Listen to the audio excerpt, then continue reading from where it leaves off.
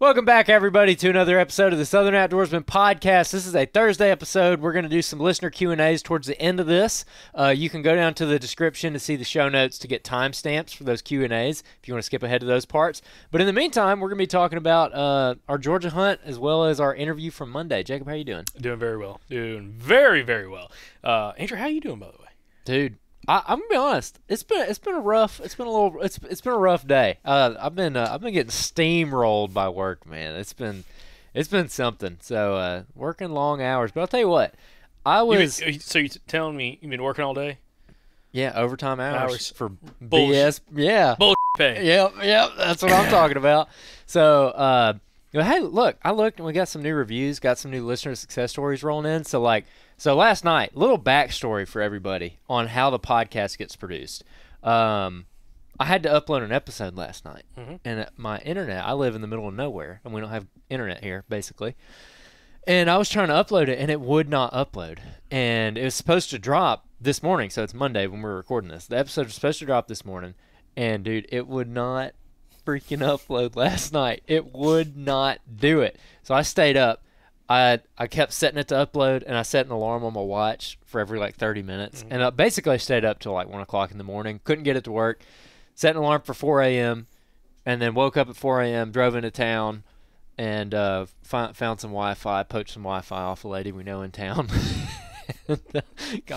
got this sucker uploaded. But, man, yeah, been at it since 4 a.m. It's 8 o'clock p.m. now. So it's been a long day. But, hey, look. When I see the listener success stories roll in, dude, yeah. it makes me feel better. It really does, man. Like on days like today, I was feeling down all day. I was like, God Almighty, this sucks. It's just been a lot these last couple weeks. But it's the start of deer season.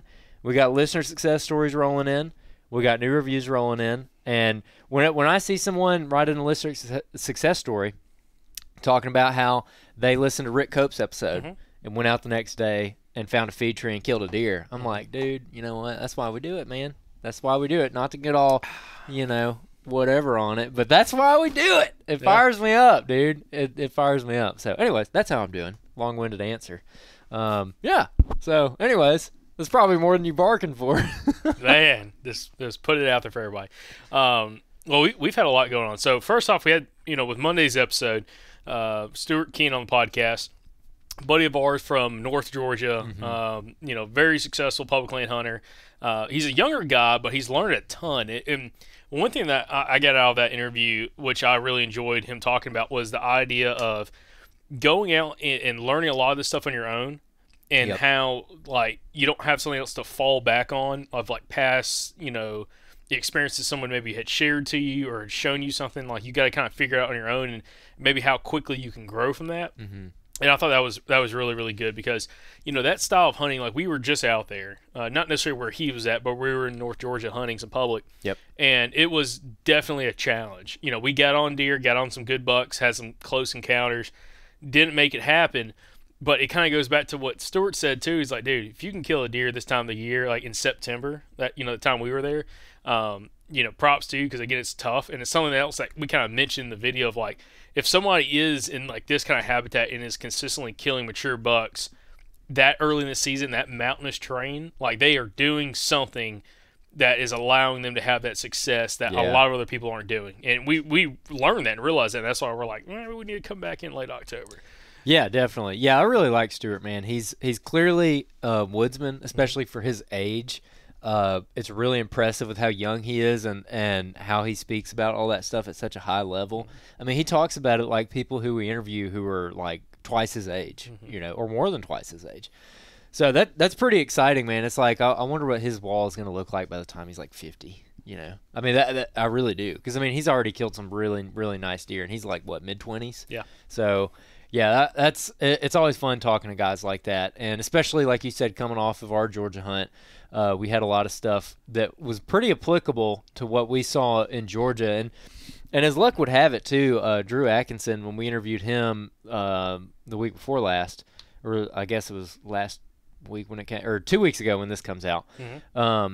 Drew, the way he was talking, I mean, man, it's you could just plug that right into where we were about to go hunt. Because when we recorded that right before the Georgia hunt, and when we got done recording, we're like, dude, that was perfect because we're about to go hunt. I mean, exactly what he was talking about.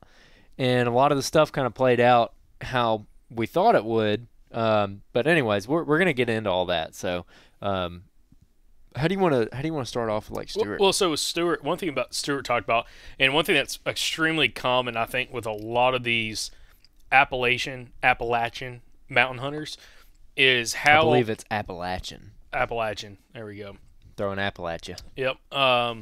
But how critical and important mountain laurel is for those guys when it comes to cover type, especially in areas where logging just is not a common practice. And like where Stuart's talking about, a lot of the area that he hunts, logging is not a common practice. They haven't logged a lot of that stuff in years and decades. So that being said, you're hunting, the only other like security cover you have is that mountain laurel or rhododendron. But like you were saying, a lot of the rhododendron, at least in his area, is a lot lower in elevation. And it's almost too thick to really hunt. The deer don't necessarily use it a whole bunch based off what he's seen. So that's why he tries to hunt these mountain laurel patches a lot higher up in elevation towards some of these tops. He kept talking about like the top third of these ridges. And that's where he likes to focus on for a lot of that deer movement. And that's something that's, again, common from a lot of other guys we talked to, like Nathan Killen, Jim Ford's from Virginia. Nathan Killen's from Virginia as well. Devin Duncan from Virginia. Adam and Heath Jolly from North Carolina, hunts western North Carolina. They talked a lot about, again, the mountain laurel aspect as well. And some other mountain hunters that we've interviewed from the Appalachian, area. Yeah. So that is something that's just kind of, eye-opening because, again, we have mountain laurel down here, but it's not, I guess, in the abundance, at least in the areas that we've been to, it's not in the abundance that sounds like Stuart's finding in his area. Yeah. And it seems like where we're at, we could find maybe parts of Alabama where you have maybe some logging activity going on, or you can find areas that get hit by a lot more wind storms where you have a lot more fallen timber, you have thicker like sapling thickets and stuff like that, beech thickets. Yep. And it sounds like where he's at, again, that mountain laurel's king, everything else is kind of secondary to it. Yeah. Yeah, mountain laurel is interesting to me. I like hunting areas with mountain laurel, but then again, the places that we hunt that have mountain laurel, it's pretty isolated. It's pretty predictable where it's going to be. And like Stuart said, you can find it on a map. That's actually how I find mountain laurel like 90% of the time is on a satellite image. Once you've been to it, it's fairly obvious seeing it on a leaf-off image because kind of like Stuart said, it's going to be, you're going to have your gray hardwoods, your canopy, and everything's just kind of gray. But then there's going to be like this green hue in some areas. And it's going to be on steeper slopes, on shaded areas, in the draws. And you can put two and two together pretty quickly. Like even before I have had a lot of experience in mountain laurel, I could kind of figure out what it looked like on the map, and I would go check those places, and I was right. It was mountain laurel. So yeah, where we're at, it's pretty isolated. But also, I think another big distinguishing factor between him and us is the areas that we've hunted with mountain laurel. Mountain laurel is not necessarily the limiting factor when it comes to cover. Like they definitely use it. But it's not the only thick cover they have. They're never very far away from a cutover anywhere in Alabama. Yeah. Or like a sapling thicket. Like another thing we have is sparkleberry. So we hunted some areas last year where it was a bunch of sparkleberry thickets, and they were using that a lot. You know, maybe even more than the mountain laurel that we found in there. Even though I don't think we really hunted around much mountain laurel in that area last year. The only mountain laurel that was there was not super thick. No. So, which Stuart said that he doesn't find many areas like that. So, I don't know. I've never hunted an area, I don't think, where mountain laurel is 100% like the cover type. Yep. So that's a little bit interesting to me. And really, like, I don't know of anywhere in Alabama where, I mean, maybe one or two places where mountain laurel would be your dominant cover type. Yeah. But I guess that's very characteristic of like the Appalachian Mountains. Yeah. Also, another thing I thought was how he was talking about hunting these bowls, which really is the head of these ditches, at the very tops of these ditches. Yeah, so it's a little different than what we call a bowl. Yeah, because like I think where we call a bowl is kind of like what someone would call a thermal hub, where you have like a couple different points kind of dropping down to a spot, and it kind of makes this big low spot where like wind swirls, and that's kind of like a bowl. His description of a bowl was at the head of these draws. So as you go up that ridge, so as an example, like he gave in the podcast, you have an east to west facing ridge. Yep. And then you have all these secondary points coming off that run, if you're on the south side of that ridge, that run off to the south. At the head of those two secondary points, at the very, close to the top of that ridge, that's running east to west, you'll have like a low spot right there, and it's a lot more gentle there, where a deer can cross the head of that ditch more so than down the bottom or down lower in elevation. And he's calling that a bowl, which again, I think it would be a fine term because again, it kind of is a bowl shape up against that main ridge, and that was a big thing that we found when we were in Georgia. Second to last night when me and Seth went hunting, not to kind of jump to that hunt, but like I talked about this in the episode, it would be a dynamite spot during the rut. And that's one thing I was telling Seth about when we were in the stand. I'm like, this is one of those areas that like, there's some areas like in those mountains that I'm like, dude, I would not feel confident bow hunting here during the rut. Yep. But that's one of those spots I feel like you'd have a very good chance killing a very good buck during the rut, cruising through there. And if he comes around the side of that mountain, side of that ridge, he's going to be well within probably 35, 40 yards of you. So, I mean, as long as you're prepared, you get everything situated, you should have a shot opportunity if he's running that top third of that ridge line, coming across the head of that bowl or right through that bowl, because we were set up kind of on the edge of the bowl, edge of that top of that drainage.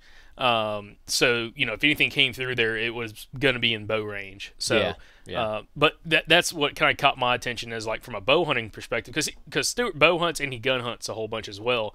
And taking like kind of like the gun hunter's perspective and then applying it to bow hunting, it's like you can still find some of those areas once you put boots on the ground, like where you could actually bow hunt, but it's not as, I guess, cut and dry as maybe a spot where you say you went in more rolling hill country where we're at, or flat land where you could find like a very defined terrain or habitat edge that you're like, if I bow hunt this, there's a very good chance I'm going to have deer. If they come through here, they're going to be within 40 yards of me. Yeah, definitely. And also a really good way to find the heads of those draws and spots like that is going to be your 3D mapping with Onyx, especially if you're not great at reading a topo map yet. If you don't know how to read a topo map, go turn your topo map on and then make it 3D on Onyx, and you will know how to read a topo map like that. Yeah. Also, slope angle shading helps a ton. Yeah, slope angle shading for ssure. Because slope angle shading, which you'll see in this spot, you can see as an example, is at the head of that draw, where it's a lot more subtle at the close to the top of that ridge line. It wasn't overly steep around that draw, but as you go down further off the side of the mountain, you went down like 100 yards, it started getting into your dark yellow, into your light reds, and then to your dark reds the further you went down. So when you have the slope angle shading on, you can really see how that would funnel deer around more towards the top of it and come around towards the head of it where you'd be set up.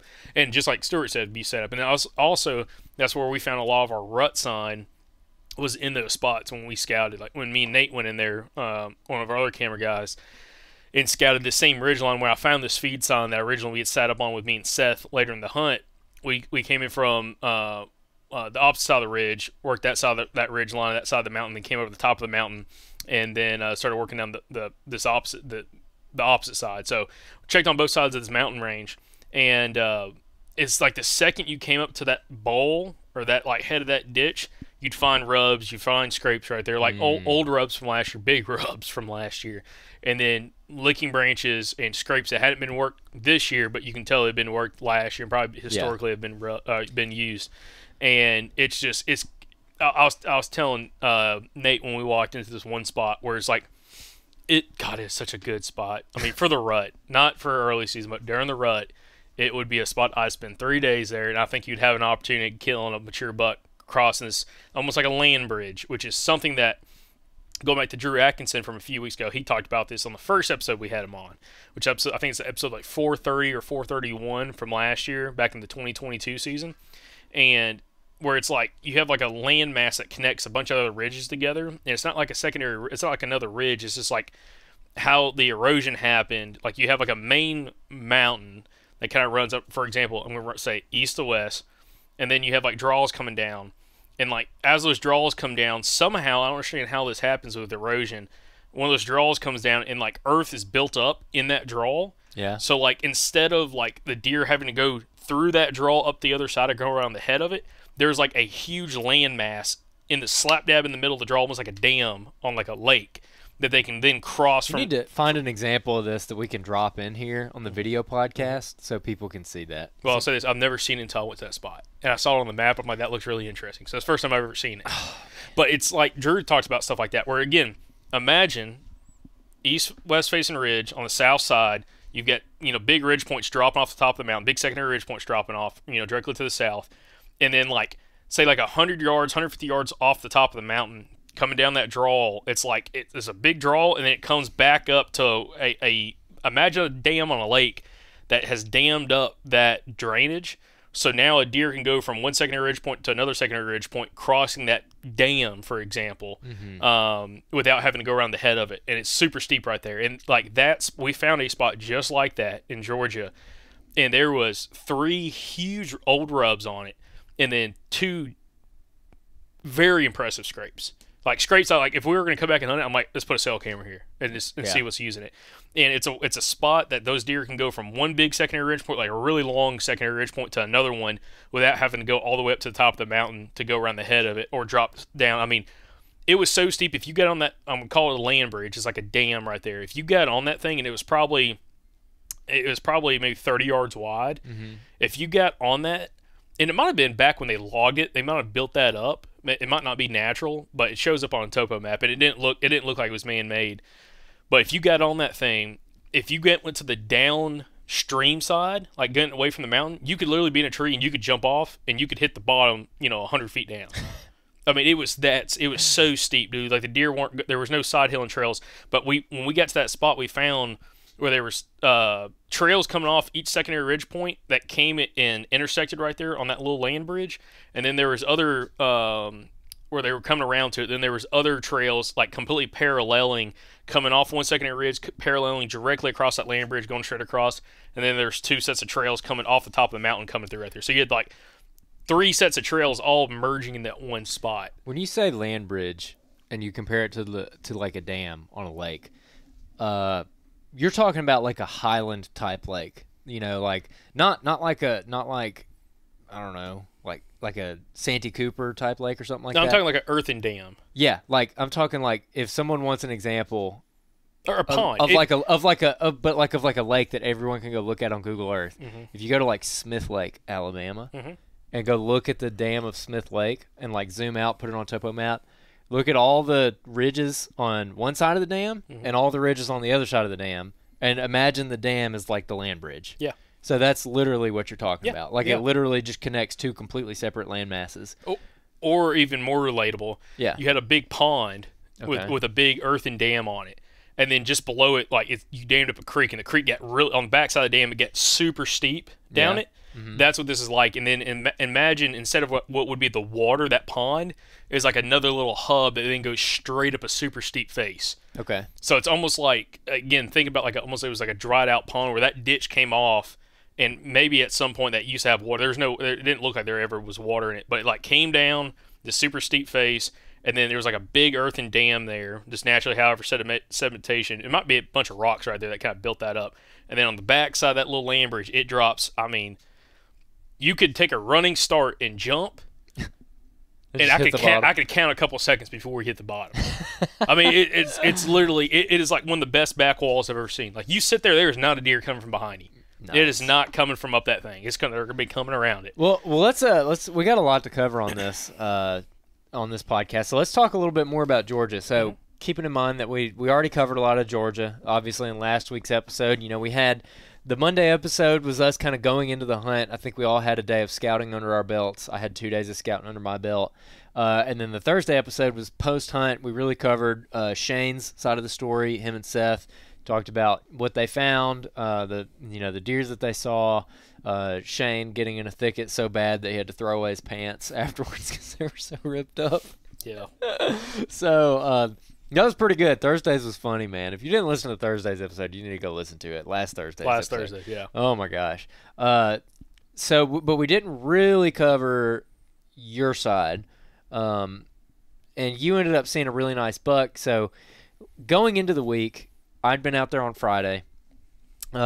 We'd spent the first day of the hunt really just kind of looking around, trying to get our bearings, trying to figure out where everything was. And we ended up hanging that very first night after, I think we hunted that midday. We went out midday and we looked at a whole bunch of stuff. Didn't find anything overly impressive in hindsight. And then we went to kind of a new area, an area where Shane had seen some bucks the day before, kind of general location, and there was this ridge kind of close to this land bridge that you were talking about, but we were on a totally different part of the ridge, and we decided to go check this ridgetop hub, which is essentially, I think the way that we were describing it was like, again, using your hand as an example, if you just kind of held your hand out, all your fingers are the secondary ridges, and they lead to the palm of your hand. The palm of your hand would be the ridgetop hub because all your fingers are going right to it. So we were up on top of that, kind of on that top ridgetop hub, and this is where we found all the mountain oaks. And as soon as we got up in there, I mean, we were easing up in there because it was, I don't know, midday, but we're like, there could be a deer standing here. And we ease up in there, and you can literally hear all these mountain oaks dropping. I mean, it sounds like people dropping baseballs out of the trees. I mean, those suckers hit with a vengeance. Yeah, they don't sound nothing like a red oak or water oak or white oak dropping. They are so loud. Those mountain oaks, because I mean, it's like a really, really, really. It's a mountain chestnut oak. It's a big, like if you're used to like hunting around swamp chestnuts, they look very similar. Like the acorn is huge. Like just a giant acorn. And to go back on like what you're saying with these mountain oaks, these mountain chestnuts, is that we have them in Alabama. I know a lot of guys that hunt in those areas that have them, and they very rarely have ever have seen deer feeding on those acorns. Okay, very rarely. I know one guy, and we interviewed him on the podcast, Justin Houston. He killed a buck. I think it was last season, opening day, bow season, eating mountain chestnuts, coming out of a mountain laurel thicket, and he was able to get a shot and kill it with his bow. A really good deer too. And he was like, and also I'll say, sorry to interrupt, but I'll say that last year when he killed that, last year was also a year in Alabama. A lot of Alabama listeners will probably recall it was a really bad year for white oaks. Really bad year. Almost everybody who I talked to was having trouble finding white oaks. But anyways, continue. Yeah. So, anyways, he was able to capitalize on this deer, and we brought up in the episode, and I brought up just even out of the episode, just talking to him, that like, I've never heard of anybody seeing deer feed on those mountain chestnuts before. And he's like, I've heard the same thing. I've witnessed the same thing. Like, you see them all over the ground, no feed sign, no droppings, no tore up ground, nothing. But he's like, this was different. Like, I've scouted it, went in there like the day or two before, found the sign, found him. I think he might have even bumped that buck, like bedded around that area. Yeah. Because it was like mountain oaks that were like surrounded by mountain laurel. And anyways, went in the first afternoon, open afternoon, and caught him getting up from bed, feeding on some mountain chestnuts, and then walked over and he shot him eating mountain chestnut oaks, or mountain oaks. So super interesting. Well, going back into the story, as we slip in there, like they're raining, and we had seen them in other areas. Like we had gone to other areas and seen them dropping. We're like, okay, well, you need to X this off because deer aren't going to eat those. And we pull in that spot, and we don't walk. Once we get into that little hub, we didn't walk 50 yards. And then we're like, there's droppings, like, all over the ground. And we kept walking, and more droppings and more droppings. And then you saw a fresh rub. Yep. Right there, a little whip rub. First whip rub we found. First whip rub. Because, man, we walked a good ways that morning. We didn't find any. Well, we were worried because Shane, and we talked about this a little bit in last week's episode, when Shane had seen some bucks that day driving around on Wednesday. This is a Thursday we're talking about.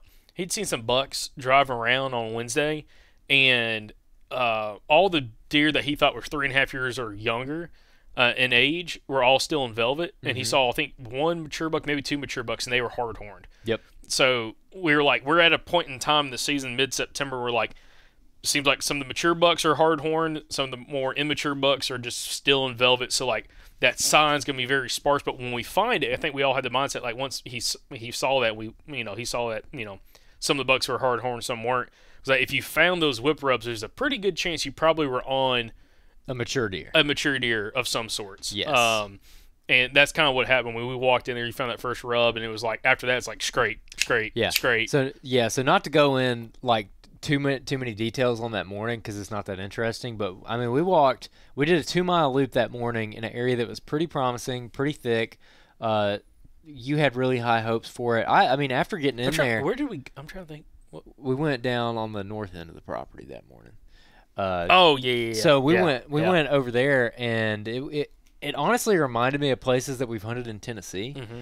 And when we started walking in, I'm like, okay, like this looks pretty good, you know. And you could smell like a little must in the air, like kind of smelled like deer in there.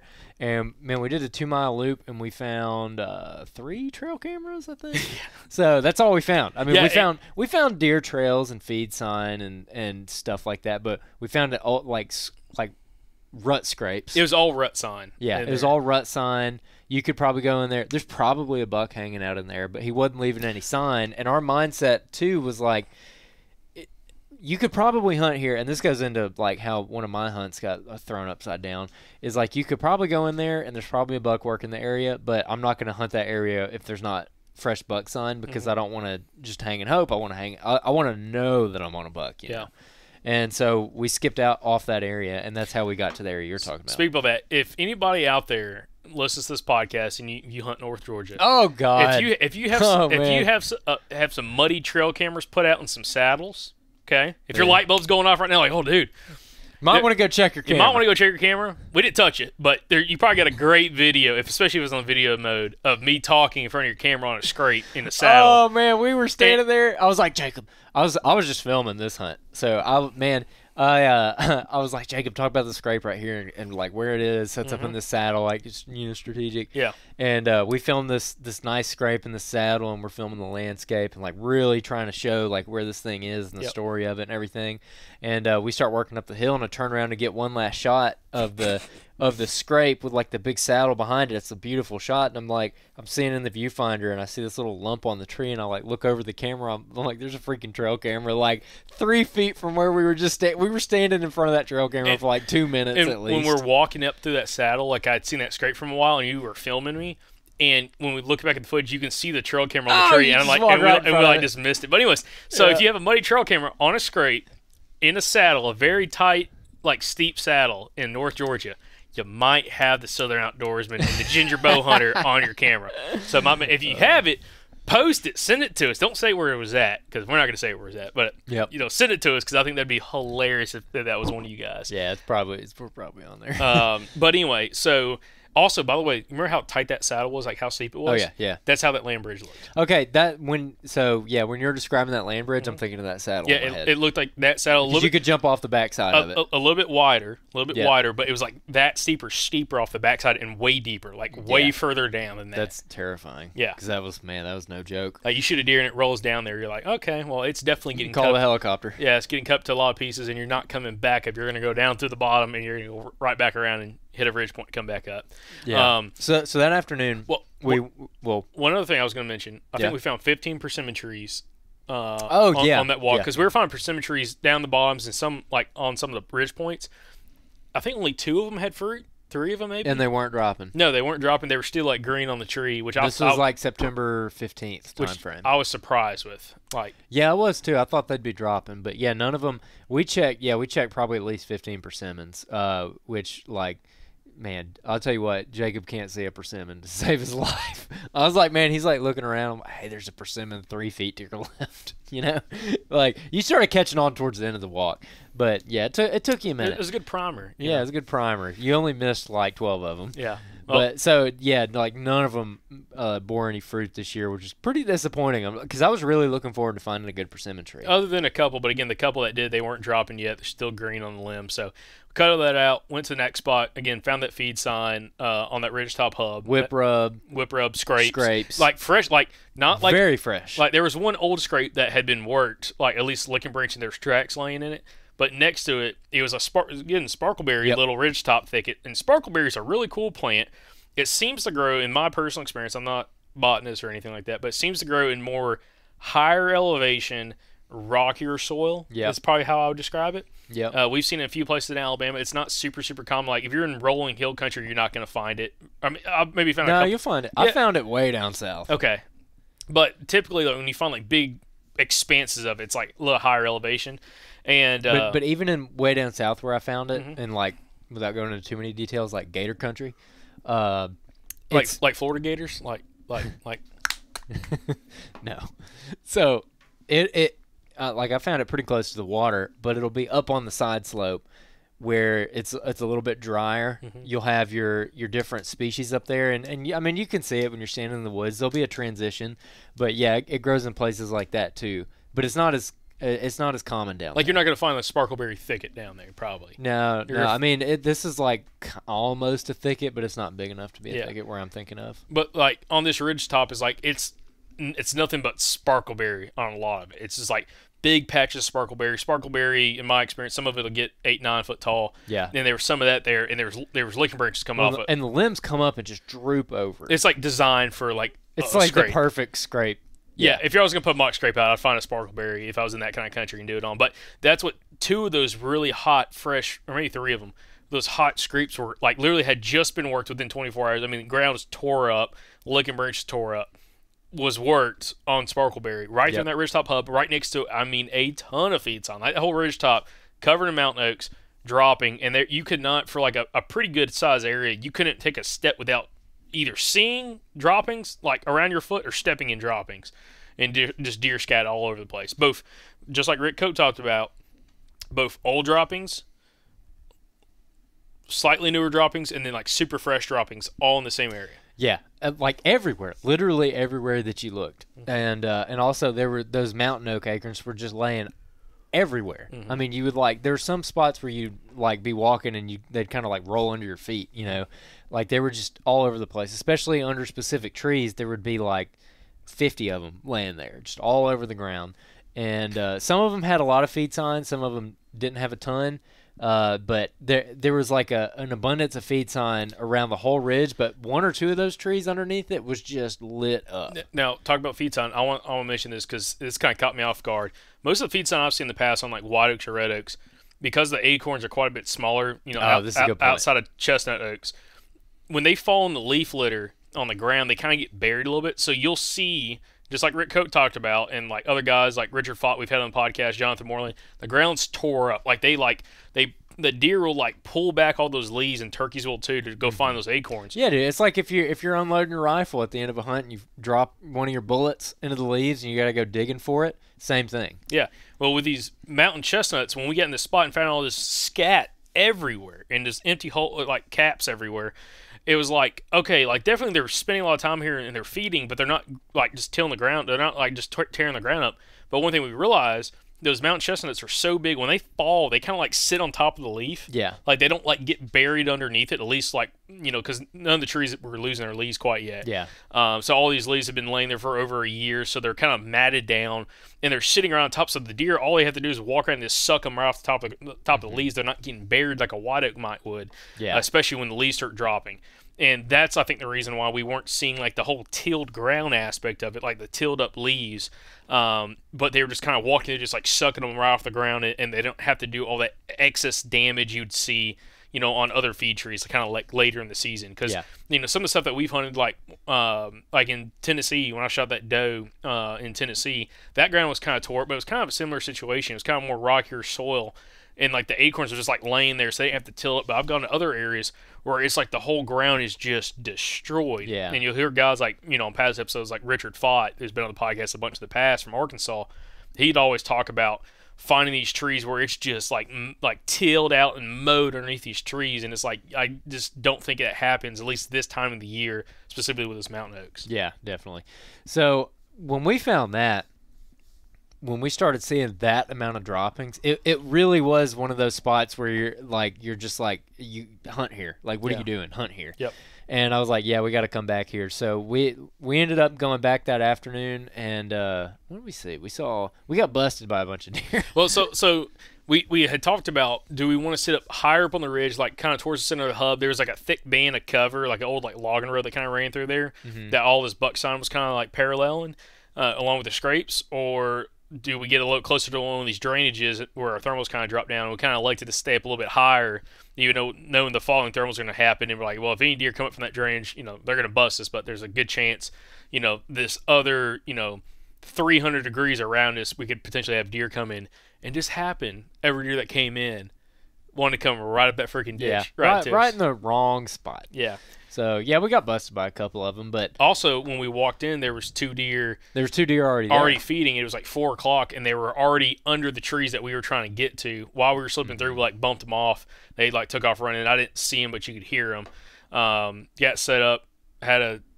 Was it one doe or was it doe and a fawn come in? It was just a doe. Yeah, and then a little bit later had a young buck come in, do the same thing, kind of come up that ditch. But it's just a really, really cool spot. But it was one of those things that, like, I think when you find that and it's right on top of the ridge top, it's like I think you have to make the decision. Like, I think one of our mistakes is you have to make a decision based off thermals, where do you need to sit, Yeah. knowing that more than likely your most highest odds of deer movements can be the last 30 to 45 minutes of daylight.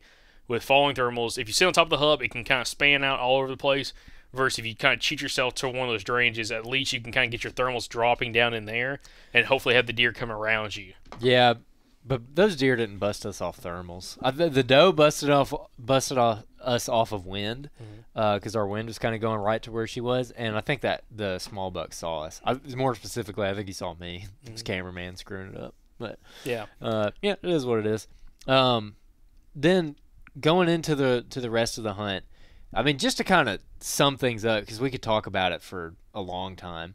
But what I ended up doing, and we talked about this a little bit with Shane, is at that point I was filming you up to that point, and then I kind of went out on my own, and I ended up just doing a ton of walking. I mean, I just walked and walked and walked and walked, and I almost shot a doe. I was actually filming this freaking this white oak. And I was like, oh, there's some feed sign right here. And it was actually a white oak. We're kind of having trouble finding white oaks. I found one that was dropping, and I'm filming it. There's a bluff gap right there. Literally, the bluff gap empties out at this white oak, and there's feed sign under. I'm like, oh, this spot's awesome. And I'm filming this white oak, and I'm like, I'm getting a panning shot. I got the camera, and I'm like going up the side of the tree like this. And I look to my right. I just happen to like kind of peek over, and there's a doe standing at like 15 yards. And I'm like, oh my gosh.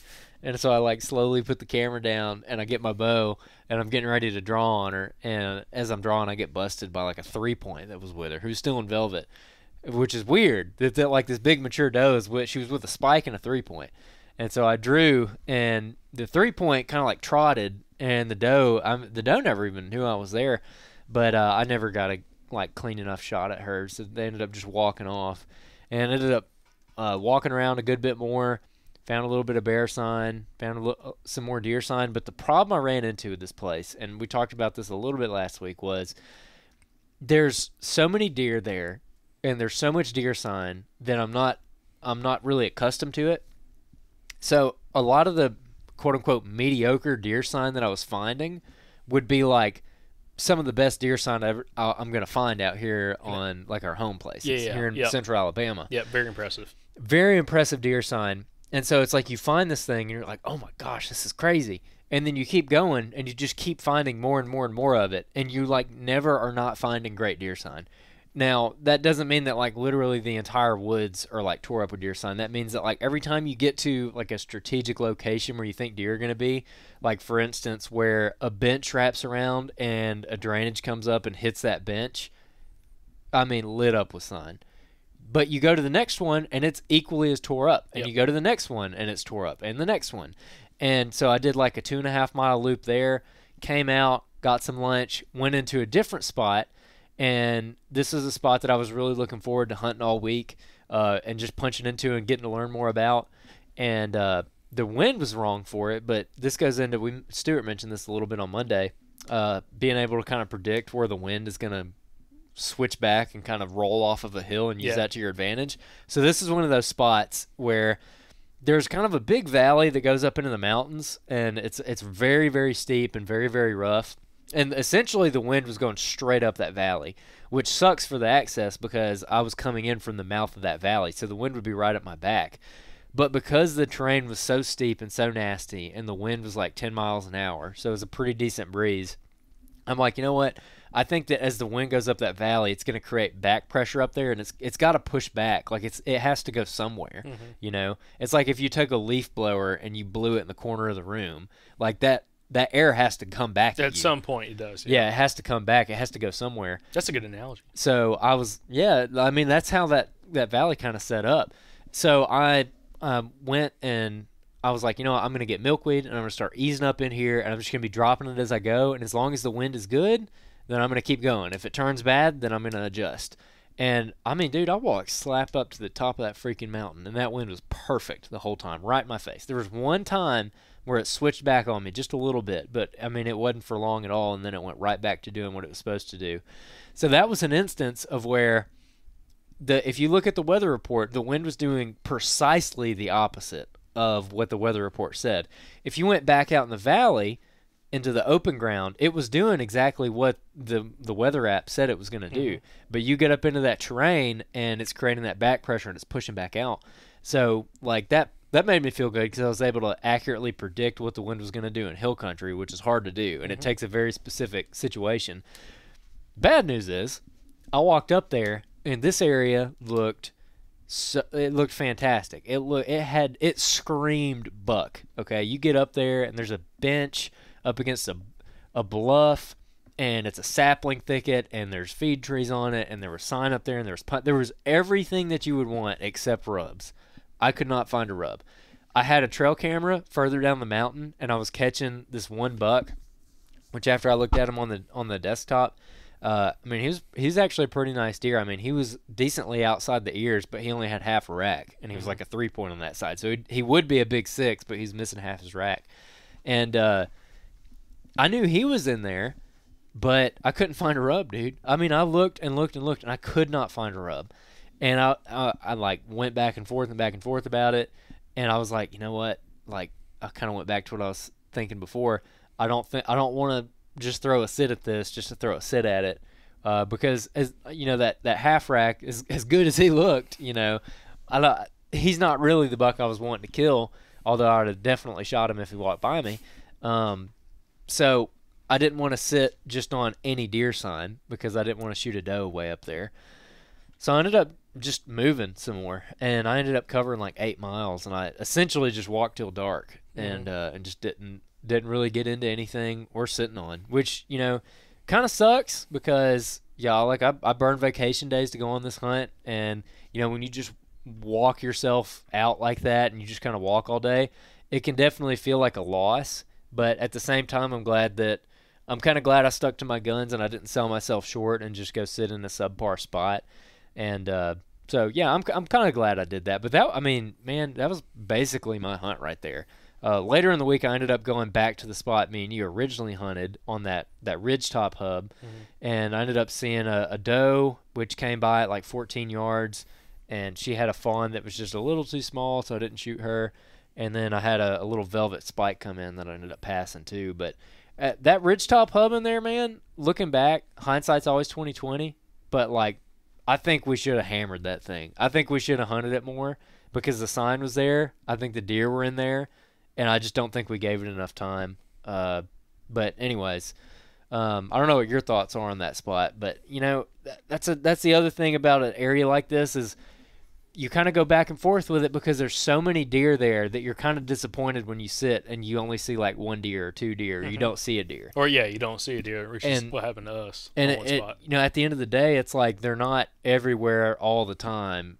Every time you hunt, you know, I mean, you're still hunting deer and they're still elusive creatures, so you got to put time into that spot. And even our cameras in areas like this show us that even with a high deer density in a really good spot like that, you might only get a deer on camera every 2 or 3 days. You know, so you might have to give it 2 or 3 days before they start, you know, they cycle back through there and they show up. So that was kind of my thought process, and it's like if I could go back and do it differently with just that pure amount of sign, we should have like hammered down on that ridge a little bit more and kind of locked down, because what we essentially ended up doing is hunting a completely different area every single day, and it didn't work out. Yeah. So that same day when you did that big loop and got up on that bench and everything, me and Nate, one of the camera guys, we went to a different spot that I was very interested in getting to, where you had like a big ridge top that had on the back side of it a very, very aggressive bluff wall, and you can see it on the maps. You can see it on, especially in this kind of country, guys. If you use slope angle shading, like even outside just using topo maps, like you can see where the bluff walls are at. It'll be purple, like it'll be dark red and purple. And I could see there was a big bluff gap pretty far back in this spot. You had to walk back, I think it was over 1.5 miles, and there was a big bluff gap coming up out of this creek bottom, going up to the top of the mountainside. And I'm like, man, let's just walk back there and just see if we can find any sign, get in there early, see if we can find any sign coming up that bluff gap, like rubs or anything like that, that says, you know, that tells me at least as a hunter that there's movement coming through there. And we walked back there, and we get almost to that bluff gap. I think we were like 150, 180 yards from that bluff gap. and we're walking down this little logging road, and off to my right, I hear something and look up, and there's this freaking big old buck jumps up out of his bed. Good buck. 10 yards off this little logging road. We'll drop him in the YouTube video. Yeah. For all you YouTubers. Yep. So go check it out on YouTube. Make sure you're watching the video podcast. But he jumps up, and I'm in shock and awe. First off, he's hardhorn. Second off, he's like beautifully chocolate rack 8-point. Third off, he's freaking huge. Yeah, he's big. But he runs out, and he stops. He goes across this little ditch in front of us, stops on the other side, broadside, and it's like, when we were walking that logging road, we had the wind in our face, and he never smelled us, but he could hear us kind of walking down. Like every time he'd hit like a little piece of rock, something, I'm sure he heard that. And he got up, and when he got over to the other side of this little ditch, he looked back, and he never looked at us. We had like a little maple in between us and the deer, but he kept looking back to his bed, and he was bedded underneath a couple of really big mountain oaks, and it was kind of thick underneath there. It was like probably waist high, like cover around that mountain oak. And he was bedded right there, and he kept looking back at that mountain oak. He like looked kind of in our direction, looked back at his bed, and he stood there broadside. And dude, I'm gonna take an arrow out. But like, I was about to grab an arrow and knock it, and while I'm doing it, I'm like, dude, he's too far. Like I can't shoot that deer at that distance. And so anyways, I don't decide not to grab an arrow. He stands there, not very long. He probably stands there for felt like forever, but it probably was 15 seconds maybe. And then he doesn't see anything, and he just like turns and bounds off into the wind. He kind of has that quartering wind in his face, and he starts bounding off, kind of goes behind some cover, and we kind of keep slipping down. And looking back at it, after talking to Shane, we probably, at that point, because the wind was like in our face coming across us, and he like worked off into the wind, we should have backtracked like 150 yards and got up in that same ditch he was in, he was bedded in, and sat up and tried to cut him off, and see if he would circle back around and try to catch wind of whatever he heard, and see if he get a shot opportunity of him trying to like slip back towards that bed. Maybe not like actually going to the bed, but just getting downwind of it and see if you can catch him. But we did not do that. But hindsight's 20/20. We kept working down to the bluff gap. Got down to the bluff gap. There was some old rut sign there, like right when he came to almost the bluff gap. There's like a little point in that. On that little point, it was just, I mean, pine trees almost as big as this Nalgene ball that were just shredded from last year. Yeah, shredded. And anyway, I was like, okay, that's that's good, but again, that doesn't help us right now. Like, we were finding all this rut sign. We kept working down to the bluff gap. As we were getting down towards the bluff gap's pretty wide. It's probably 30 yards wide, and we start coming around the mouth of it, and it's real thick. Like down that bluff gap, we're like kind of walking through the woods right there, and it's like mountain laurel and sparkleberry. A little bit of mountain laurel, but it's mostly all big sparkleberry that was like 8 foot tall, and it kind of cast a canopy, as Andrew said earlier, like the branches kind of wrap around. And a deer can walk underneath that stuff really good. It gives them a lot of shade cover. But when they bed underneath it, they can see out from underneath that stuff. Well, we start working down and coming across the mouth of that bluff gap. I'm kind of looking down through there. I don't see any sign, any rubs or anything. All of a sudden, I see a rub. Sunlight hits it. I'm like, oh, there's a fresh rub right there. So I walk in there and look at it. Fresh rub, really nice rub. I'd classify it as a whip rub, but like a really impressive whip rub where it's on some sparkleberry that's probably inch in diameter. It was rubbed up to waist high, or maybe just over waist high. Super fresh. Shade was laying on the ground. I'm like, okay, awesome. And right when I got there, right at the head of that bluff gap, there's a big trail that parallels the top of that bluff, and it kind of like running through that sparkleberry. And like I'm standing there, I look to my left a little bit further, and I see from the direction we came, I look, and I see another really nice rub, fresh rub. Went and checked it out. I'm like, all right, cool. I'm like, let's walk down this trail a little bit and see if we can kind of like backtrack down this trail and see if we find anything. And we don't go down that trail 20 yards, maybe if that, and we find a huge bed right there. And that trail we were walking down is an exit trail or entrance trail for that bed. Real big bed up against some big sparkleberries where he's kind of like bedded up. He can kind of, have his back to the bluff or back to the main ridge line, but either way, he can see from that bed, but he's got good cover around him. And like, you walk that trail to the bed, you look at the bed, and then you can see like 3 trails coming off from the bed. One that we walked in on, one that keeps going past it, and one kind of cuts down towards the bluff a little bit more. But long story short, we kept doing a big loop. I think we walked, it was 4.5 miles total, almost 5 miles. Did a big loop, found some more fresh rubs a little bit further down. But I never, kind of like what you were saying, even though I was finding rubs, there was no feed sign right here. And I'm like, because of the way the wind direction is coming, because the wind's now coming from the valley over the top of the bluff onto the ridge line that we're on. And I'm like, I don't think a deer's going to bed here with this wind. I think it needs to be like a 180-degree wind switch in order for that buck to be bedded right here. I'm like, we're just gonna keep walking until we find something better. We kept walking, getting some areas of some white oaks, and just found a little bit of feed sign. We got into one white oak that actually had some acorns dropping, laying on the ground, some droppings, probably like 7 piles of deer scat underneath it. But it was in some woods that was like kind of sapling thick, but it was one of those woods that, like, if I walked 30 yards in any direction, I could see another like 40 yards or more. So I'm like, I don't think a deer is going to bed in this kind of habitat. So we kept pushing until we got to a mountain laurel thicket on the edge of this ridge line. And I'm like, we're gonna set up right here. This was getting 45 minutes to dark. I'm like, let's just set up here. There's feed trees back behind us. I think they're going to be coming up this ditch out of this mountain laurel thicket and see what happens. We sat and nothing ever showed, which again didn't surprise me a whole bunch to sit on the ground. I have a question. Yeah. So you mentioned that you didn't think that a deer would be bedded on that particular ridge with that wind. Is that because you think they're like just doing wind-based bedding? Yeah. I think for that buck to be bed there, or any buck to be bed there on that ridge top, or those bluffs are, I think the wind needs to be coming from the top of the ridge, blowing off the bluff, where he can exit out through one of those bluff gaps, and he can watch down those bluff gaps, but he can smell everything up behind him on that ridge. The way the wind was coming from the bluff, blowing back onto that ridge line, and he didn't have as good of a visual back up the ridge as he did looking back down the ridge to the bluff gaps. Was the buck that you guys jumped, he wasn't bedded wind-based though, was he? It seemed, he's bedded off that trail, which of course he can hear anything that walks down. He couldn't see anything walking the trail, but he'd hear it. But he was bedded, and based off of kind of how he jumped up, it seemed like he was bedded, wind over his back, looking back down that ditch, like kind of where he ran. And he probably looking at how potentially he was bedded, ran down where he was looking at, got up on the other ridge line, looked back across, didn't see anything he liked, and then kept going over the top of it. But yeah, I mean, it seemed like. What if he was bedded? If the wind was in your face when you were working down, though, he's bedded looking back towards us.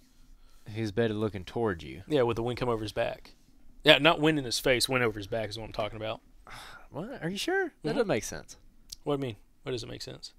And you were walking down towards that bluff gap, so he was bedded facing uphill. But he wasn't on the bluff gap. He was like 160 yards. I know. Yeah, I know where he was. But like the way you're describing it, for him to be bedded wind based, he would have to be facing like towards the road, facing uphill, which I don't. The wind was coming from the road. So well, then how was the wind in your face? So this is the road we're walking down. Like we're walking this way. For the viewers, wind's coming across the road like this. So it's like a quartering wind for us, and he's bedded right there off the side of that road with the wind blowing back across the road towards him. Where were you coming from? Coming from up here, walking down the road. Wind's coming across the road, and he's bedded right here on the other side of the road, on the downwind side of that road. So it was a crosswind for you. It wasn't in your face. A quartering wind, yeah. I don't know. I still don't buy the wind-based bedding thing. Anyways, keep going. I've found it enough. I think it's definitely, especially like in the mountains and stuff, I think it's valid, and I think flatland might be a little bit different. But anyway, so we just kept working, didn't find anything else. Hide back to the truck later that night, get back super late. Of course, everybody was already back to the house at that point. Yeah, see, but you say you find it enough, but that's like confirmation bias because you don't actually know which way that buck was facing. Yeah. So you're saying like, oh, the wind was going this way, so he should be facing that way. Yeah. But that's why the only reason I bring that up, I'm not trying to be a stick in the mud, but the only reason I bring that up is because I think that sometimes you can think yourself out of spots because of that mindset, because you're thinking like kind of going back to Josh. I guess this is fresh on my mind because of Josh Driver, but it's like you're trying to apply logic to a deer, and a deer is illogical, you know? So, like, it would be very logical for him to be like, I'm going to bed right here because the winds, I can smell everything back there, and I can look at all this, and I got my bases covered. But if you subscribe to they don't necessarily act, they subconsciously react to things, then that doesn't necessarily hold up. So I only wanted to preference that. I'm not trying to like call you up and be like, you're wrong. I'm just saying like a different perspective on that might be so, because like you can think yourself into a corner really fast with that kind of mindset. So I just want to throw that out there. Yeah. No. Again, also another thing I think that takes in consideration. It depends on also the bed, because some beds they look ginormous, like bigger than this table, because the buck probably just shifts around because you're not going to find a buck that's like laying out that big of an area. Yeah. But some of the beds, like the bed we found on the bluff, it's like kidney shaped, and a lot of the beds that like if you find kidney shaped, like you can. If it's curved, at one side of the curve is his butt and his head, and then the bigger curve spot on the top side of the bean is going to be his like back. bedding over and over and over in that same spot. No. If a buck lays down, he's like kind of curled. Like you see your Yeah. dog laying on the ground. Yeah. So like the top of that kidney bean would be his back, and like the sharper curve of the lower part of the bean would be his head on one side and his butt on one side. Yeah. And like that bed set up for that, so you can kind of figure out which way he's facing. Yeah. But you don't know what wind he's laying there. yeah, with. it's true. Yeah, absolutely. Yeah, the only way you'd know for sure is if you'd have to run trail cameras on a bed and figure that out. Which, by the way, we had a listener. I don't know if you saw that message. We had a listener, I guess, find some buck beds that he put trail cameras on, and he had 2 really big bucks laying in the beds, which is, I was like, that's pretty cool. Every time we tried that, it doesn't work. Yeah, the deer know the camera's there, and he doesn't come back. You might get one picture of him, and he's like, "Oh my gosh, there's the camera right yeah, there." he's like, I don't like that little I'm red. busted. I don't like that little red light shining at me. But anyway, so we did that whole loop and everything. And then the next day, that's when we went and sat back on that buck's bedding area. It was you, me, and Shane. Yeah. And sat in the rain. It was miserable. I think Because at that point too, we were like, "This is the best." We found a big buck. Let's go in there and try to get him. Because also the thought process was like, he's not that spooked because he never saw you, never smelled you. Yep. And he ran back, kind of looked at his bed, didn't see anything, and then kind of bounded off. Like, it's not like he went just tearing out of there. Yeah. So Shane was like, he's probably, especially this time of year, he's probably like still in that wood block, because it kind of worked out that there was like a wood lot, and he was probably in there. Yeah, he was probably somewhere in that little area. We went in, no luck. Again, it was kind of misery. Yeah, kind of funny because me and Nate walked right into where we told you to walk. So. Oh my gosh, yeah, this is classic Jacob, man. I swear, he's like, all right, you go here, we got this whole strategic thing, and like we're like going to wolf pack him with. We're gonna wolf pack him with art is kind of stupid, and we went in there, and man, I take my time, I break off from you guys, and the plan is, there's these draws coming up. Shane's on the draw the buck was in, and you're on the next draw over. And I'm circling around you guys. I'm going to go all the way around and get way in front of you. And I'm going to set up down there. So we're all hundreds of yards apart. But basically, it's kind of the wolf pack method where we're like, you know what? If we wind bump this buck, he's probably going to want to stay lower in one of these little drainages and kind of ease through here. So we'll be able to set up, and maybe he'll come slipping by somebody. And we're also getting in spots that strategically, like, the buck will probably end up in anyways. Yeah. Like, you could see him coming through there just naturally without being bumped. And so, man, I break off from you guys, and I take a break. I sit down for a while because I'm like, in my head, I'm like, I'm gonna let them get set up, bow in hand, cameras ready to go, everything's good, and then I'm gonna go slip in case I do bump the thing. Man, I take my sweet time. I take forever to get down there. I'm stepping on like every little patch of dirt, like tiptoeing across the rocks, and I'm like getting into my spot, and I see something coming out of the thicket, so I'm like grabbing my binos and everything. I'm like, oh my gosh, here he is. And I throw my binos up, and I'm seeing like leaves shaking, and I see Jacob's freaking face come around a tree. I'm like, what the heck? Oh, Oliver Anthony popped out from the thing. Oliver Anthony popped out of all people. Yeah, so that stuff. So your walk, by the way, was a lot easier than our walk. We found out it was pleasant. Yeah, we got stuck in the middle of not like a cutover thicket, but like just a gnarly like sapling kind of thicket. Not fun. Was not fun walking through, and it was so thick. I'm like, first of all, there were 0 deer on it. Like the deer are not in this right now. Like come gun season, they'll probably get in that, but there was like very little tracks, no droppings, nothing. Then we kept pushing through because like you couldn't see 15 yards in that stuff, and it's a lot thicker there than where that buck was bedded at originally. So, anyways, we just kept pushing down the ridgeline, Finally, when we popped out, I'm like, man, this was a great looking spot, dude. And then you call me, and when you called me, I'm like, did Andrew just see a buck, or did he just shoot one? Like that's exactly what I was going through my mind. I'm like, Andrew's calling me. Oh my god! And I answered, and you're like, that's a good looking tree you're looking at, and I'm like, what? And I start looking around. I'm like, what are you talking about, dude? And you're like, that's a good looking tree. I'm like, where are you at? And I'm like, right here across from you. And like, I couldn't see you. By the way, good job. First Lite Spectre came. I could not see him over there. He's just like standing over on the hillside. And we got like within like 100 yards of each other, if that. Yep. Yeah. So, but it was a really good looking spot though. Like looking back at it, if I was to go back to hunt that little point that I was sitting on, or like where you told us to actually, where we ended up sitting, it was a really good looking spot where you can visually see through some of that stuff, but you have like all these different habitat edges all merging like in one general 2-acre spot. Yeah. So if a deer comes through there, you get at least a visual on them, if not be able to get a shot opportunity. But yeah. It was that hunt was pure misery. So That I mean, well, I don't remember what we did after that. I guess we hunted that ridge top. That's when you went and sat out with that doe. Was that evening? Yeah. And then me and Seth went to the spot that I found all the big rub on the mountain laurel. They were shredded the mountain laurel. Back to the original ridgetop hub, Yep. like that general area, that ridge system. I hunted where me and you originally hunted. That's where I saw the doe that I passed and everything. And then you and Seth went to a different part of that ridge. Basically ended up finding a lot of feed sign and a lot of buck sign, especially on the walk out. And like the deer sign in there was just wild. I mean, there was a ton of deer sign. Yep. And yeah, so I mean that was essentially the hunt. I mean, with the whole group.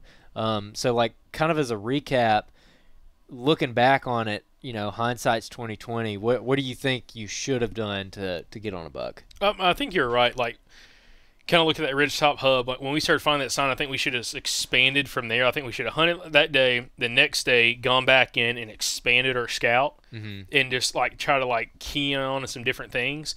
And because now looking back at it, it's like the deer could be bedded in a couple different spots. Like there was a big secondary ridge point across from that hub, a little bit further down that ridge. That is like, it's a sapling hellhole because you can see it when you're walking that ridge top, walking back in there. And probably that's where I'd expect probably some of those bucks to be bedded. That's laying down some of that sign. And when we came out that evening, me and Seth came out because we walked that ridge line back out. We didn't jump. We saw a deer skirting around the edge of that little trail that we were walking out on, and it just did not care. And I was telling him, I was trying to look for my headlamp. I'm like, is that a buck? Is that a doe? I don't know what it was, but it was right around all that buck sign, like where we found, because we found a bunch of other rubs on the way in, found more rubs on the way out. And I think, like you said, if we would have expanded from there, he probably could have had some success. And it kind of goes back to like where I jumped that buck at. When we went back to hunt there, I didn't feel very confident because we're hunting them more so like you would hunt a deer during the rut, but it was early season. Yeah. Where like you're trying to hunt like based off a deer getting up and actually covering some ground, well before dark. And that spot sets up for that. It doesn't really set up for this early season because of how thick it is. Just like the abundance of thick cover, the abundance of feed trees that were in the area, where like it's so thick you can't find a specific feed tree because you make so much noise walking through there. Yeah. But during the rut, or like if I was hunting with a muzzleloader rifle, I could hunt it we could probably hunt it pretty effectively. Oh yeah. Sitting back in a spot and not have to be so intrusive, but be able to shoot out through there a good ways. Yeah. But yeah, I think looking back, I think we should just honed in on that hub like you mentioned, and just kind of like keep hitting on that. And then also the other spot that I sat with Shane had sat 2 days previously on another one of the mountainsides, where you had to come in from the bottom and go up that mountainside, and there's a bunch of benches going up, and that place was tore up. And I feel if I could have got into that spot clean on Sunday night, well, because I didn't, I blew out a bunch of deer, like I mentioned in Monday's episode, on the third bench. If I was up to the second bench at the ditch that I was originally following, I think I could have had an opportunity at one of the bucks that was up there on that bench bedded. Because right when I got to that bench, blew all those deer off, I looked down on that ditch right there next to me, and there was a really, really good rub coming down, facing up the mountain, but where the deer's coming down the evenings and rubbing trees on the way down. And I think you could have had success there as well. But yeah. Anyways, what about you? Any big takeaways?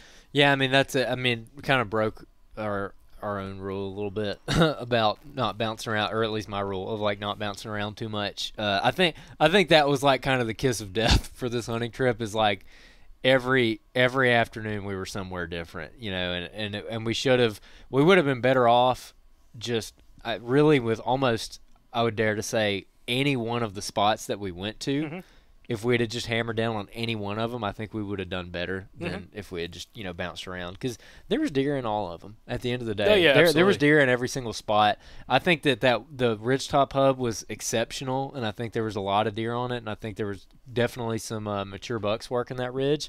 But hindsight's 2020. So we were talking about how it's kind of a good primer for the rest of the year.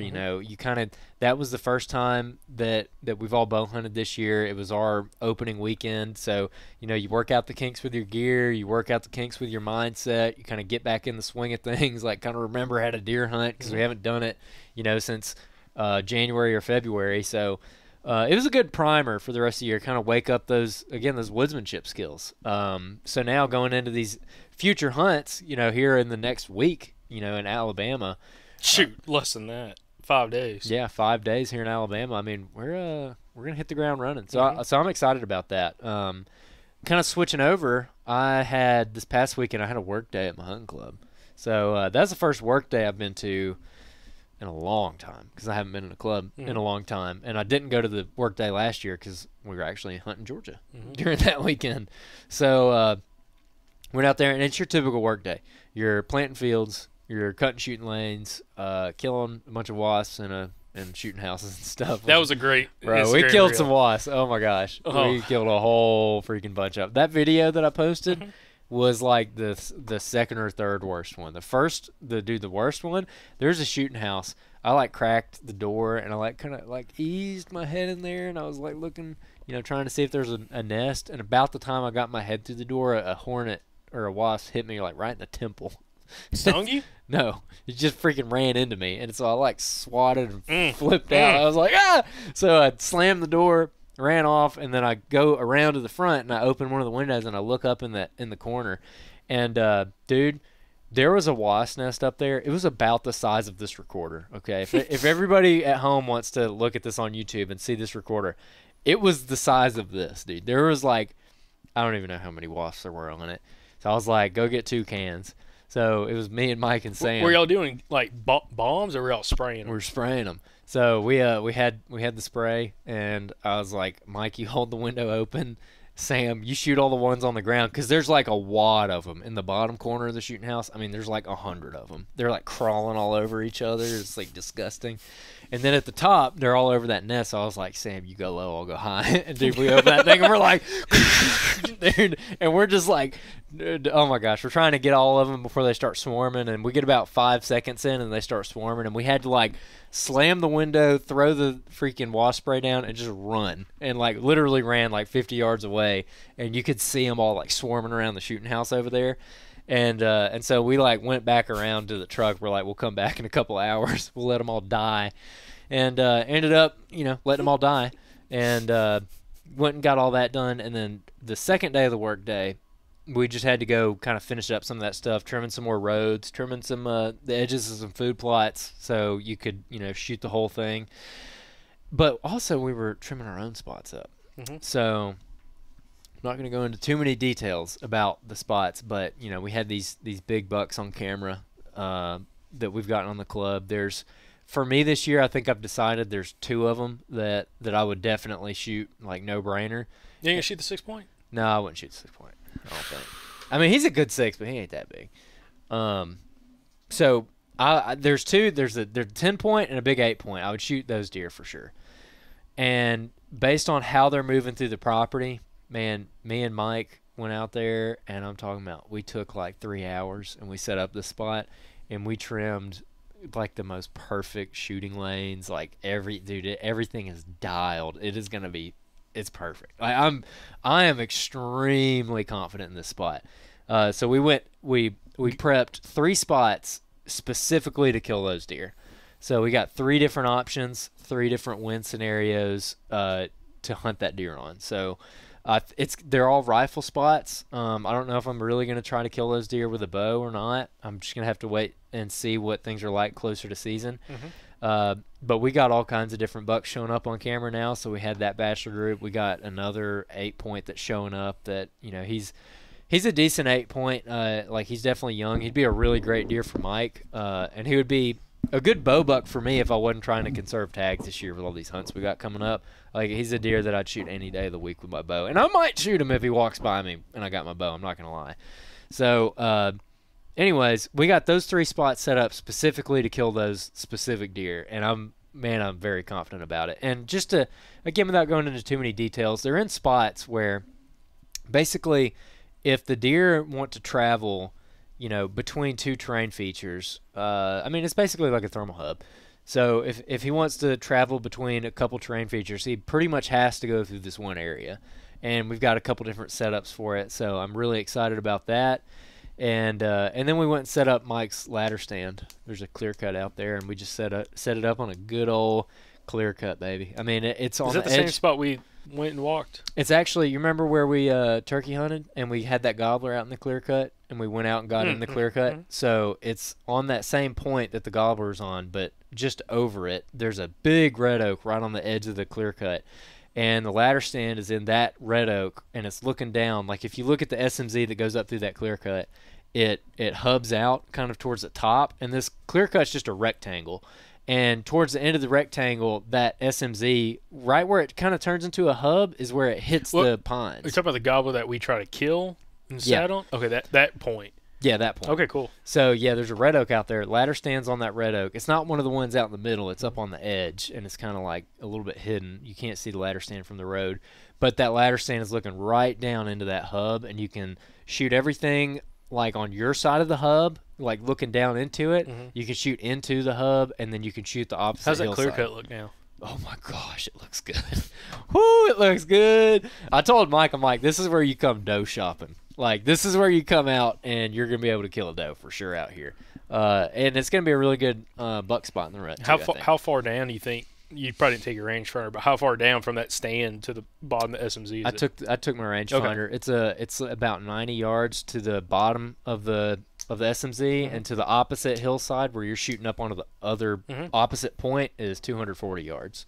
So it's a nice stand, too. It's an X stand, which I've never used before because I haven't hunted private in a long time, but man, that sucker's nice, bro. It's got a shooting rail, a padded shooting rail. It's got a cup holder. It's got like the it's got TV mount, built-in Wi-Fi, Bluetooth. It's got a little sound speaker. It's got a little a foot stirrup thing that comes out. You can like a foot rest. Dude, it's gonna be nice. I'm so excited. Is it a two-man stand? No, it's a one-man. I was gonna say, I guess Tiffany's got to sit in your lap. Nah, I should sit on the ground. I'm just kidding. So, anyways, you get in your saddle. She didn't sit in my lap up there. So, yeah. Actually, is that tree big enough? Could you put a saddle in that tree? Or is it oh, dude, it's a giant tree. No, well, I'm saying, could you get a strap around if you were going to put like a platform like Tiffany? You could film Tiffany from the saddle. Oh yeah, 100%. Okay, cool. So it's a huge oak, and it goes up and splits, and where it splits, like one big limb comes off to the side, and then the trunk keeps going straight, and the ladder stand is like right where it splits. Nice. Yeah, like they ain't gonna see you like, at all. It's way wider than a person, and it's all up in the limbs. Dude, it's freaking perfect. We about killed ourselves putting the ladder stand up. Because that thing is like, I don't know how tall it is, but it is like a very tall ladder stand. Because I think I told him, like, yeah, most ladder stands are like kind of short because this is Mike's stand. And most of them are like 12 feet or something. Yeah. They say it's like 16 foot, but that's the seat, not to the platform. I don't know. This one is tall. Like, it is very tall. It was too tall. We actually had to take one section out of the ladder because it was too tall. And yeah, we about killed ourselves trying to hoist it up. We dropped it twice, so that was fun. What was the technique y'all used? We put the base of the ladder we put it against the base of the tree, like the ladder, and we're standing it up. But the problem was there was like limbs coming out on this red oak that were like catching the tree stand, so it would get to like the critical point right where it's about to like go, and those limbs would catch it, and then gravity would take it, and it would fall to the side. And then it was like the Two Stooges. It was terrible, but we ended up getting it up there. So we got to go make some adjustments to it, but it's ready to go. So I'm actually really excited about that spot because you remember when we slipped in on that gobbler, easing up the edge of that clear cut. We cut a nice trail. It's easy freaking walking. It's gonna be like a super easy spot, which is what I wanted out of that ladder stand because he was wondering where we should put it, and I was like, let's put it in a place where there's always a good chance to see or kill a deer that's really easy to get to, and that you can hunt over and over and over and over. Because Mike's a brand new deer hunter. Yes. Like, just green as green can be. Yep. But he's, missed an opportunity last year, killing his first deer. Yep. Trying to redeem himself this year. Yep. And get an opportunity, so try to make it as simple as possible for him. Yeah, exactly. Just something that you can hunt on a lot of wind directions. You're looking at really good cover, and it's not like we're trying to kill the biggest buck on the property or anything, which, man, I'll tell you what, too. One of the cameras that I got that 10-point on, that little Browning camera that you checked, I think you checked it with Mike, or no, we checked it all together. That camera, we checked it when we were there because there's a food plot close to it, and we had to go do some stuff on that food plot. So I was like, hey, let's pop back here and check this camera real quick. We walked back there. Someone had formatted that card. because when I put the new card in it, so when we checked it, I put a brand new card in it, and it was I wasn't sure if that card would work with that camera, so I popped it in there and I like walked in front of it or something and made sure it took a video of me. So I walked in front of it, went back over there, popped the card back in the card reader, saw the video of myself, and then took it out and put it back in the camera. So like I knew that it worked. When we checked it, that was like, I don't know, sometime in August, I guess, is when we checked that. Yeah. Mid-August. When we checked it the other day, there was only 10 videos on it. The first video was from September 19th. We checked it on like, I guess, the 24th. Interest. Or no, the 23rd. And it didn't have that video of me on it that I knew was on there because I already checked it. So I'm like, you know, at first I was like, oh, the camera didn't work. But then I remembered that I had that video of myself on there. And this is a very busy crossing. We're getting coyotes, coons, fawns, does, buck, like everything. Birds. That camera did not sit there that long and not take a video of anything. So I'm like, someone found it and formatted the freaking card. Which there's only one reason they do that. You know, if they checked it and old boy was back on there, you know, that 10 point. So I don't know who it was. I have a decent idea of who it was because, you know, meet some characters on the work day. I met some characters for sure. One in particular that there's one guy in particular I think he's gonna be the dude I kind of have to watch out for. Not that he's like gonna go in there and kill that buck, but like he's the guy in the club where, man, I talked to him for like 30 minutes and he's like, well, so and so shot that doe and there's too many coyotes out here and the timber company's doing this and we got that, and essentially, man, like he's talking about how there's like no big deer on the club.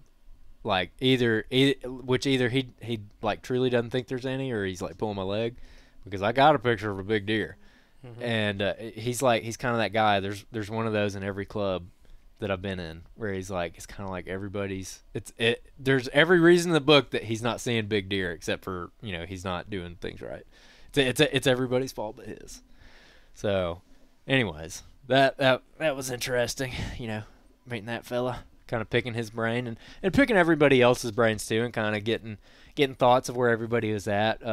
I did confirm there was only one buck killed out there last year, a good buck, but most of the guys that were there have been in the club 5+ years, and most of them haven't killed a nice buck out there. Just spend that money.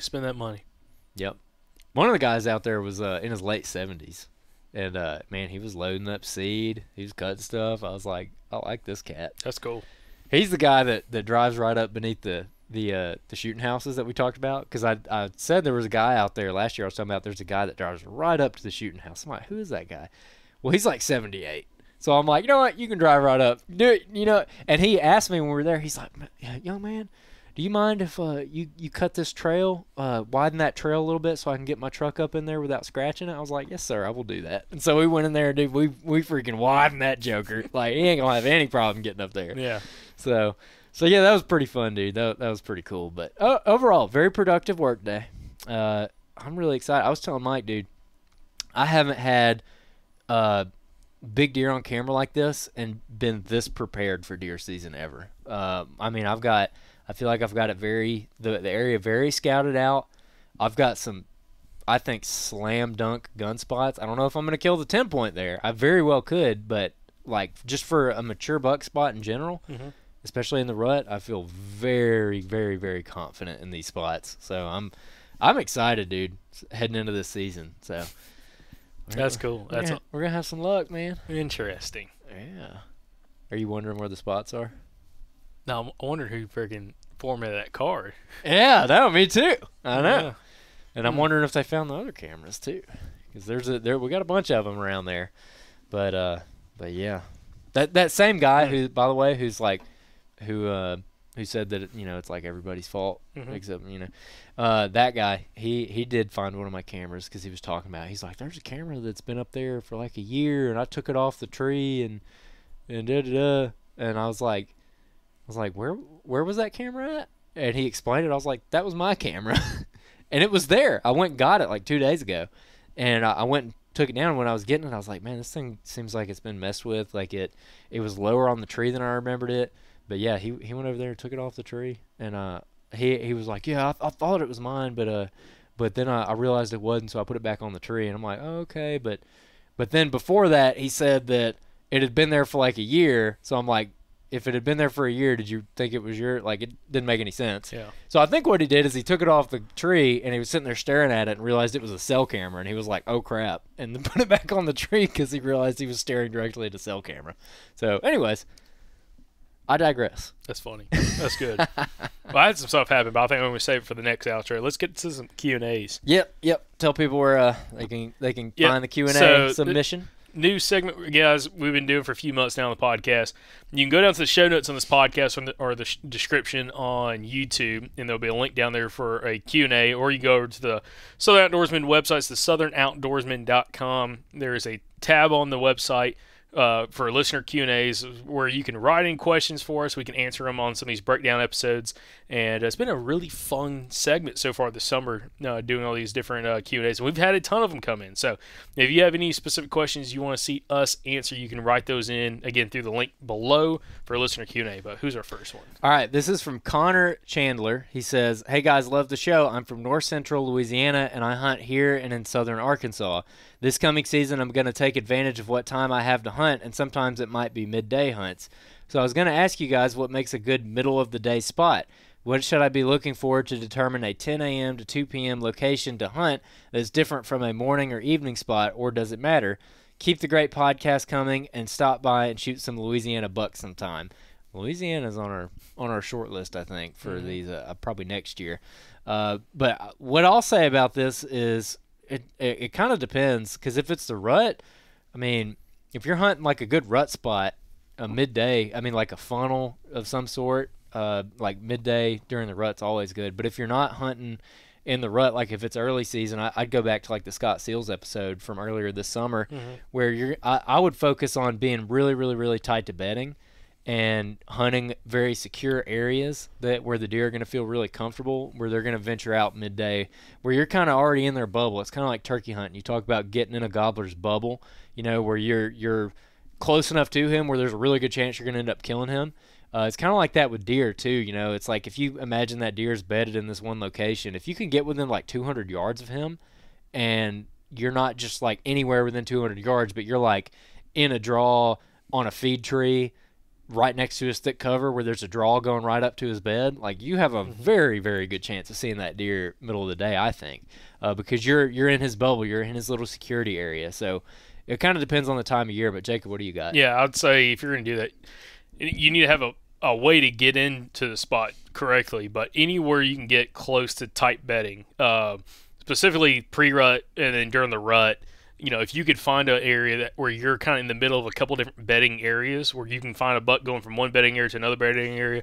Example, like in timber country, with clear cuts, if you get in a spot where, if you're gun hunting, of course, sit on one of the clear cuts, but if you're bow hunting, where you have like multiple different age clear cuts, like surrounded by like a creek bottom that kind of splits them, where you can find like a creek crossing or some kind of trail that's going from one thicket to another thicket, anywhere like that, I think you're going to have a good opportunity in order to kind of catch deer midday moving. But anywhere, especially with abundance of thick cover. But the thing is, you got to be able to get in and get out clean if you're only going to be able to hunt from like 10 to 2. So that means you got to be able to get into that bedding area get close to that bedding area without bumping deer, which can be extremely difficult depending on what the bedding area looks like and how big the area is. And then also be able to get out clean as well. But yeah, I mean, I've got some spots that come to mind, like in like pine thickets, that you can hunt on the ground in those areas where there's bucks bedded and does bedded in that pine thicket, but you can get in there and you can sit on the ground and you can still shoot 50, 60 yards in some of those spots, or a little bit closer.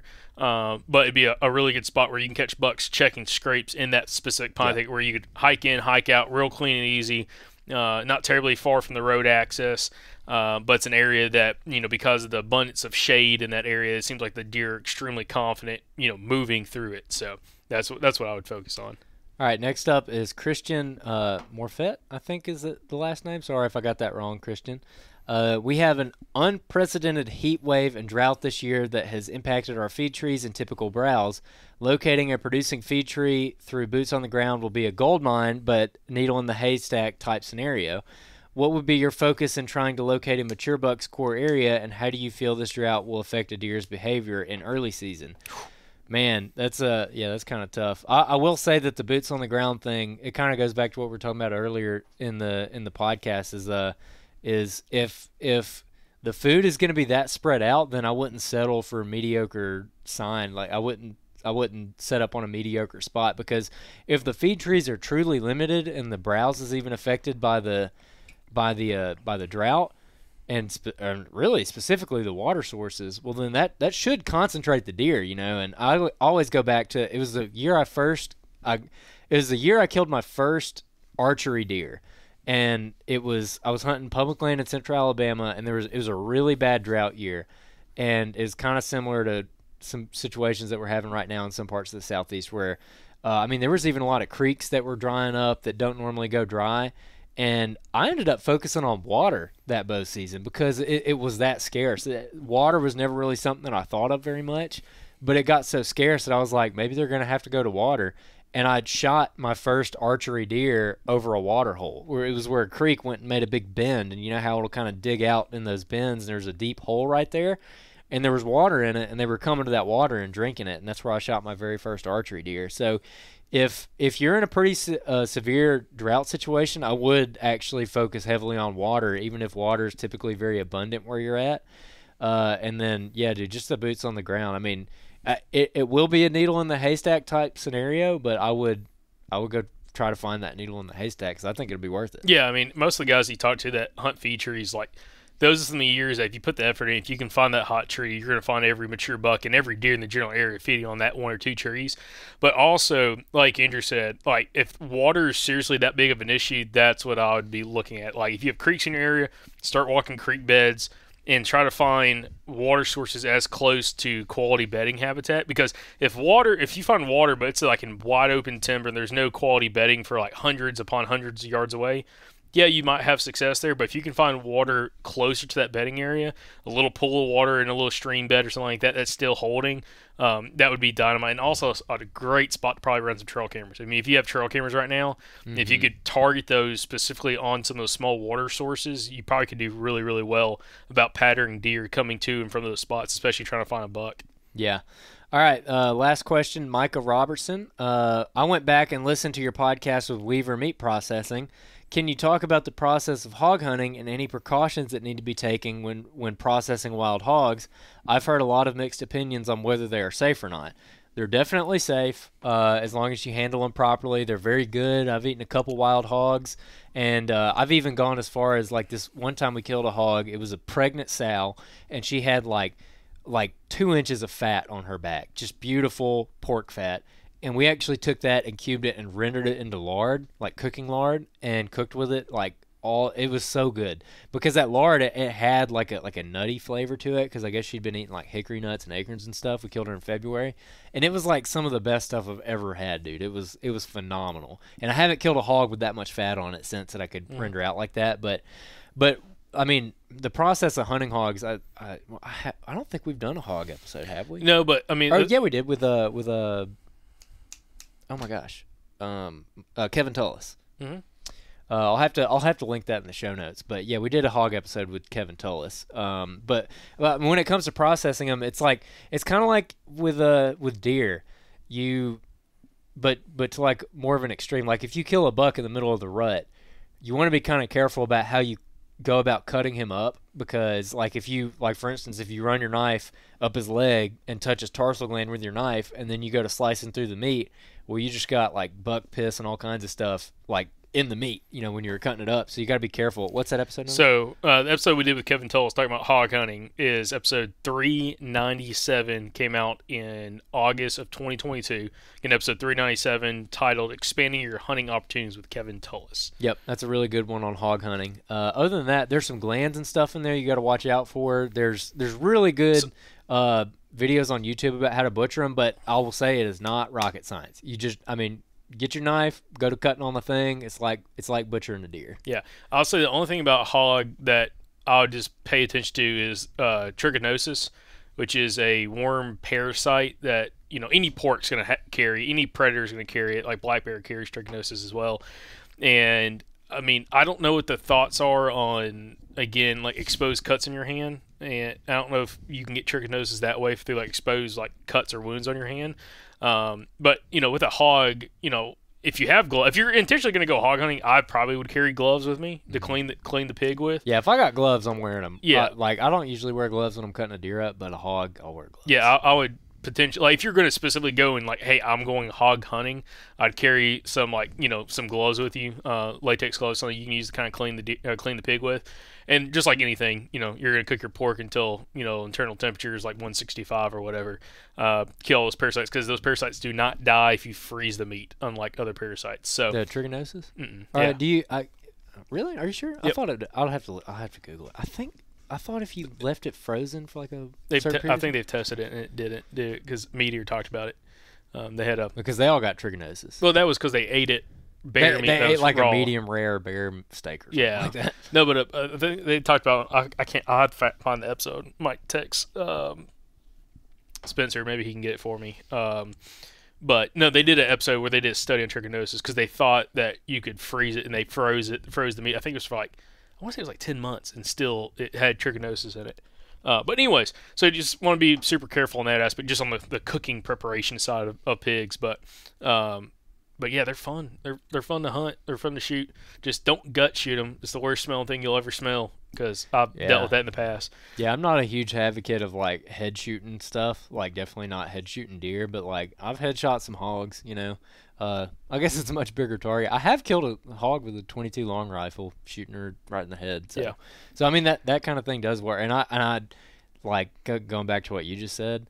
I actually prefer to head shoot hogs just because I really do not want to touch anything like that chest cavity, guts. Like I really don't want to mess with that. Keep it as clean as possible. Keep it as clean as possible, and it really helps. Like to the point where, man, if I killed a hog and I'm like reasonably close to civilization, to me it is worth getting it out of the woods whole and bringing it somewhere where you can hose it off, because I mean they're usually just. Sometimes they're just like straight up gross, like with what they've been rolling in, like in some swamp. But a lot of times they're just kind of dirty. I mean, it's just dirt, it's like nothing disgusting. But it'll wear out a knife like really quick when you're trying to mess with them, like cut through them. It'll dull up your knife, and it's hard to keep the meat clean, because like with a deer, you're working that hide, you might get some hair on the meat, but a deer's like very clean. A hog, every time you touch a hog, there's like dirt on your hand, and so it gets very difficult to like cleanly process it. So the best experiences I've had with skinning hogs is where you get it somewhere with a hose pipe and you just hose that sucker down. And I mean, just like get all the dirt off of it, get it clean, and then it's like a breeze. Then it's, it's, like I said, it's just like skinning anything else. So highly recommend it though. They're delicious. So you should go shoot a bunch of them and eat them. Yeah, absolutely. And then as a point here, that was the last Q&A, right? Yeah, that was the last Q&A. I got a couple new reviews we'll read off. Has some real good ones come through here. Again, appreciate everybody that's been leaving reviews over on Apple Podcasts. We're currently sitting at least at the time we're recording this, 1,070 reviews. So appreciate everybody leaving us new reviews quickly on our journey to 2,000 reviews on Apple Podcasts. So really appreciate that. And just appreciate all the feedback, because we got some awesome feedback from the Rick Cope episode. I don't remember, what was the last episode, the last review we did? I'm not quite sure. I can start with this one right here. It's from Mike Whitlock, titled 510, episode 510, 5 stars. Episode 510 with Rick Cope was one of the best episodes of any deer hunting podcast that I've ever heard yet. So much simple knowledge. This will change the way I hunt. Thank you so much. Awesome. Appreciate that, Mike. Again, it's really cool feedback, kind of getting all that. Oh, I forgot to say Micah. If that's Micah, who I think it is, that's the gentleman I met at the World Deer Expo in Birmingham, who wasn't a listener until I put him onto the podcast, and since then he's gone down the deep, dark rabbit hole of Southern Outdoorsman podcast. Nice. That's awesome. All right, I'll go to this one. LA, you jumping way ahead. I think we already read those. I'm pretty sure we already read the one you just read. LA Deck 357. Awesome, 5 stars. Thanks, guys. Y'all do the best job keeping it Southern, because RD are different. Love the podcast. I've learned so much and appreciate it. Pastor Rick was a legendary episode. Thanks again, Luke from East Texas. Yep, awesome. This is from, I don't know why this dude made his username this, but it's UTD CFC0. Title is YouTube viewer 5 stars. I knowingly just found this show on YouTube right as bow season is about to open for me in North Florida. I've been looking for Southern circuit Southern centric hunting content for years, and much like my mature buck hunting, I have not been successful. Here's to breaking both streaks this year. Thanks for the content. Keep up the great work. All right, this is from we'll conclude on this one. This is from a hillbilly/redneck. Great show, 5 stars. Best hunting podcast I've listened to. I've got 3 weeks off from work this year to hunt in my home state of Arkansas. Very excited to see everything I've listened to this summer and apply it to my hunts and knowledge. The hardcore feed tree tactics with Rick Cope was a fantastic episode. I took a lot from that one. So cool, man. Appreciate it. We got a couple more we're gonna hit on the next one. So I heard Big Buck Nuts is back in town. Yeah, I heard that too. Only long-term listeners know what that means. Legendary reviewer, Big Buck Nuts. Appreciate everybody been listening to the podcast. Appreciate everybody that's been sharing the podcast with buddies. Again, one of the biggest things you can do to help us out with the show is just share the show. Share the show with anybody and everybody. Greatly helps us out, and we really do appreciate that. Appreciate y'all watching. Appreciate y'all listening, and we'll catch y'all back here on next Monday's episode for the Southern Outdoorsman Podcast. Y'all stay Southern.